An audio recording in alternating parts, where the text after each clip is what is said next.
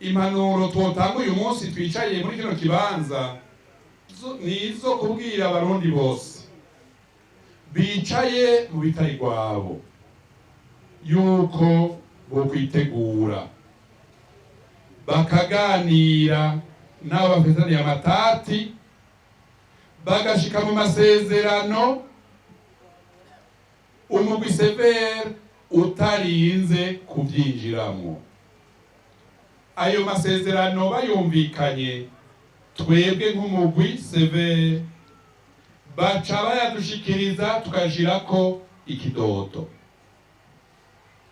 Umwumvikano rero mwibwirizwa dufise ni uje imbere kugira ngo ari inzu yanyazwe, ari tongo, eka n'ayandi matungo, burya ababanyi barabizi cane cane bakuze iyo bashatse gusohora ukuri. Tubasabe mwinjire mu biganiro bivyara amasezerano, abazi kinofunofu mwibwirizwa bavyise arrangement arabiyable. Iyo ni impanuro ya mbere. Impanuro ya kabiri ku bavyeyi n'abo bibarutse.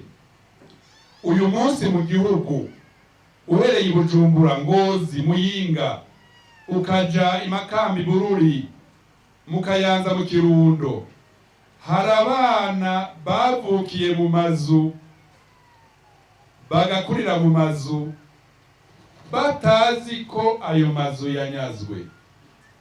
Abavyeyi babo bakinumira, umwana akavuka akongera muri iyo nzu agakura akaja kubaka ugwiwe, abavyeyi barinumiye.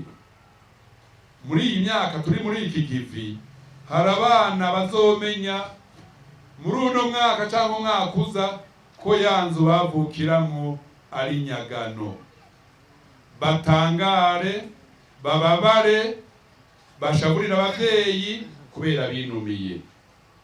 Bana gwaruka muri ngaha, baza abavyeyi banyu muti irya nzu ni yacu canke ni nyagano.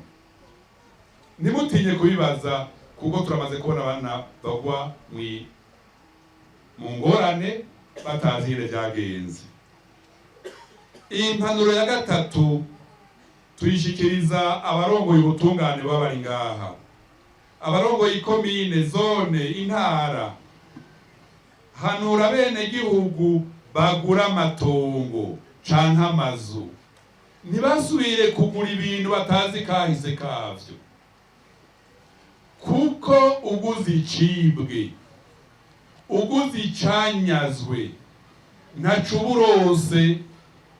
ntacuburose wikwegeye ingorane. Muzogure amatongo canke amazu muzi kahise kavyo.